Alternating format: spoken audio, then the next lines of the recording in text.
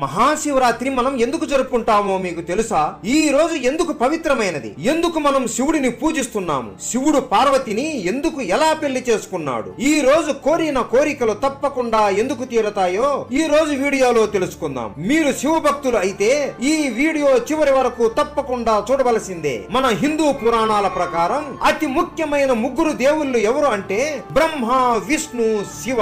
వీళ్ళని త్రిమూర్తులు అని కూడా పిలుస్తారు. శివుడు ఎల్లప్పుడూ కైలాస పర్వతం మీదనే ఉంటాడు. ఆయన ఎప్పుడూ ధ్యానం చేస్తూ ప్రశాంతంగా ఉంటాడు. మహారాజా అయిన హిమవంతుడి నగరం కైలాస పర్వతానికి దగ్గరలో ఉండేది. హిమవంతుడు స్వర్గలోక మహిళను ప్రేమించి వివాహం చేసుకున్నాడు. వారికి ఒక కుమార్తె పుడుతుంది. ఆమె పేరు పార్వతి. ఆమె పర్వతాలకి రాజు అయిన హిమవంతుడి కూతురు అవడం వలన ఆమెకు పార్వతి అని నామకరణం చేశారు. పార్వతీదేవి చిన్నప్పటి నుండి చదువులో, ఆటలలో మరియు అన్ని విషయాలలో చురుకుగా ఉండేది.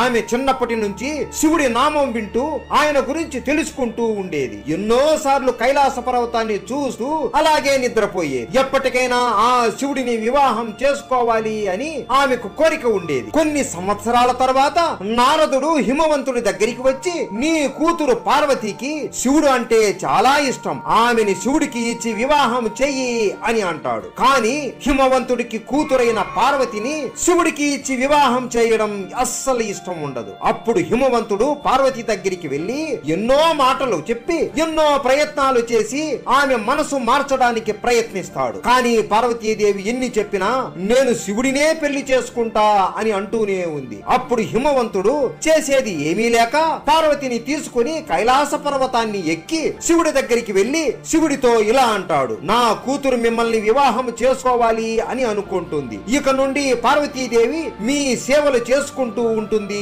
అని శివుడితో అంటాడు. ఇదంతా శివుడు ధ్యానం చేస్తూ వింటూ ఉంటాడు. అప్పటి నుండి పార్వతీదేవి శివుడికి సేవలు చేసుకుంటూ ఎన్నో రకాల పూజలు చేస్తూ శివుడిని పొందడానికి ప్రయత్నిస్తూ ఉంటుంది. ఇదంతా జరిగే సమయంలో తారకాసురుడు అనే రాక్షసుడు ఒక వరాన్ని పొందుతాడు. నా మరణం కేవలం శివుడి కొడుకు చేతుల్లోనే ఉండాలి అని. శివుడి భార్య సతీదేవి మంటల్లో దూకి చనిపోయింది కదా, ఇప్పుడు ఈ తారకాసురుడిని చంపాలి అంటే శివుడు పార్వతీదేవిని వివాహం చేసుకోవడం అత్యంత ముఖ్యమైనది అయిపోయింది. అప్పుడు బ్రహ్మదేవుడు ఎలాగైనా పార్వతిని శివుడిని కలపాలి అని విష్ణు కుమారుడు అయిన మన్మధుడిని పిలిచి వెళ్లి శివుడి మీద ప్రేమ బాణాన్ని వదిలి పార్వతీదేవి మీద ప్రేమ కలిగేలా చెయ్యి అని ఆజ్ఞాపిస్తాడు. మన్మధుడు సరే అని తన భార్య రతీదేవితో కైలాస పర్వతానికి వెళతాడు. ఆ సమయంలో శివుడు ధ్యానం చేసుకుంటూ ఉంటాడు. పక్కనే పార్వతీదేవి కూర్చుని శివుడిని జపిస్తూ ఉంటుంది. ఇదే మంచి సమయం అని మన్మధుడు తన ప్రేమ బాణాన్ని శివుడి ఛాతీ పైన వదులుతాడు. వందల సంవత్సరాల నుండి ధ్యానం చేస్తున్న నాకు భంగం కలిగిస్తావా అని కోపంతో ఎదురుగా ఎవరు ఉన్నారో అని కూడా చూడకుండా తన మూడవ కన్ను కోపం మరియు క్రోధంతో తెరుస్తాడు. అంతే, ఆ మూడవ కన్ను నుండి వచ్చిన శక్తికి ప్రేమకి దేవుడైన మన్మధుడు భస్మమైపోతాడు. తన భర్త తన కళ్ళ ముందే చనిపోవడం చూసిన మన్మధుడి భార్య రతీదేవి ఏమీ ఆలోచించకుండా పార్వతీదేవిని చూసి నీకు నీ జీవితంలో సంతానం కలగదు అని చెప్పిస్తుంది. కానీ మళ్ళీ తారకాసురుని గురించి గుర్తొచ్చి, పార్వతి నువ్వు తల్లి అవుతావు, కానీ నీ గర్భం నుండి ఒక్క పిల్లవాడు కూడా నీకు పుట్టడు అని చెప్పి వెళ్లిపోతుంది. పార్వతీదేవి ఏడుస్తూ శివుడి వైపు చూస్తుంది. శివుడు పార్వతీదేవి ముఖం కూడా చూడకుండా మళ్ళీ ధ్యానంలోకి వెళ్లిపోతాడు. పార్వతీదేవికి అప్పుడు అర్థమైపోతుంది, శివుడి అనుగ్రహం పొందాలి అంటే ఆయనని పూజించాలి అని అనుకుని పార్వతీదేవి కైలాస పర్వతం నుండి వెళ్లిపోయి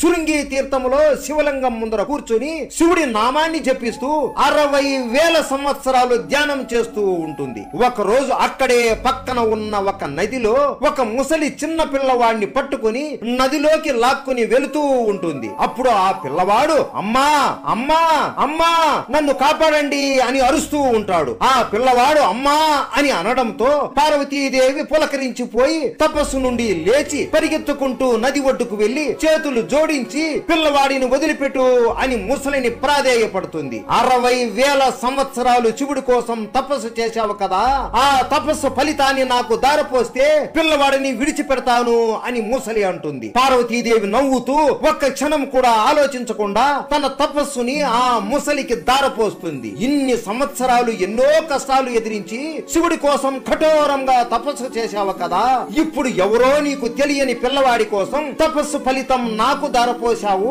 అస్సలు నీకు శివుడు అంటే ఇష్టం ఉందా లేదా అని ఆ ముసలి నవ్వుతూ ప్రశ్నిస్తుంది. ఆ పిల్లవాడు నన్ను అమ్మా అని ప్రేమగా పిలిచాడు కదా, ఎవరైనా ఆపదలో ఉన్నప్పుడు నన్ను తలుచుకుంటే ఎంత పెద్ద పనిలో ఉన్నా వాళ్ళ కోసం స్వయంగా నేనే వచ్చి ఆదుకుంటాను. ఇక తపస్సు అంటావా, శివయ్య అంటే నాకు ప్రాణం, నేనే మళ్ళీ ఎన్ని సంవత్సరాలైనా శివుడి కోసం తపస్సు చేస్తాను అని అంటుంది. ఆమె ప్రేమను చూసి ఆ ముసలి రూపంలో ఉన్న శివుడు అసలైన రూపంలోకి వస్తాడు. పార్వతీ ప్రేమను పరీక్షించడానికి ఇదంతా శివుడు చేస్తాడు. పార్వతీదేవి శివుడిని చూసి ఎంతో సంతోషిస్తుంది. అలా శివుడు పార్వతిని పెళ్లి చేసుకోవడానికి అంగీకరిస్తాడు. దేవతలు అందరూ కలిసి హిమవంతుడి ఇంటికి వెళ్లి హిమవంతుడిని పెళ్లికి ఒప్పిస్తారు. అలా శివుడికి పార్వతికి హిమవంతుడి ఇంటిలోనే వివాహం జరుగుతుంది. ఈ వివాహం మామూలుగా జరగలేదు. ఈ పెళ్లి ఎలా జరిగిందో చెప్తే ఆశ్చర్యపోతారు. శివుడి పెళ్లి చాలా ఘనంగా జరుగుతుంది. అది చెప్పాలి అంటే ఈ వీడియోలో సమయం సరిపోదు కాబట్టి దీని మీద ఇంకో వీడియో చేస్తాము. మీకు ఇంట్రెస్ట్ ఉంటే కామెంట్ చేయండి. భలే ఉంటుంది శివ పార్వతుల పెళ్లి. పెళ్లి అయిన మరుసటి రోజే దేవుళ్ళందరూ శివ పార్వతుల దగ్గరికి వెళ్లి, అయ్యా స్వామి, మీరు మన్మధుడిని భస్మం చేసేశారు కదా, దయచేసి అతనిని మళ్ళీ బ్రతికివ్వండి. మన్మధుడు కేవలం బ్రహ్మ చెప్పిన పని మాత్రమే చేశాడు, అంతే, ఇందులో అతని తప్పు ఏమీ లేదు అని వేడుకుంటారు. పార్వతీదేవి కూడా రతిదేవి బాధ చూసి శివుడిని వేడుకుంటుంది. సరే అని తన తపోశక్తి ఉపయోగించి మన్మధుడిని మళ్ళీ బ్రతికిస్తాడు. అప్పటికే తారకాసురుడు లక్షల మందిని చంపేసి ఉంటాడు. పార్వతీకి ఉన్న శాపం వలన బిడ్డలు జన్మించరు కాబట్టి శివుడు మరియు పార్వతీదేవి ఒక గృహలోకి వెళ్లి ధ్యానం చేస్తారు. వాళ్ళ ఇద్దరి తపో శక్తితో అగ్నిలాగా వెలిగిపోతున్న 6 అగ్నిగుండములు ప్రత్యక్షమవుతాయి. అప్పటికే తారకాసురుడు దేవుళ్ళని హతమారుస్తూ ఉంటాడు. మిగతా దేవుళ్ళు అసహనంతో అగ్ని దేవుడిని శివుడి దగ్గరికి పంపుతారు. శివ పార్వతులు సరే అని ఆ 6 అగ్నిగుండములను ఇస్తారు. అగ్నికి దేవుడైన అగ్నిదేవుడు కూడా ఆ 6 అగ్నిగుండముల నుండి వచ్చే వేడిని తట్టుకోలేకపోతాడు. వెంటనే గంగాదేవిని పిలిచి ఆమెకు ఇవ్వగా ఆమె కూడా కొద్ది సమయం తరువాత ఆ వేడిని తట్టుకోలేక పక్కనే ఉన్న నదిలో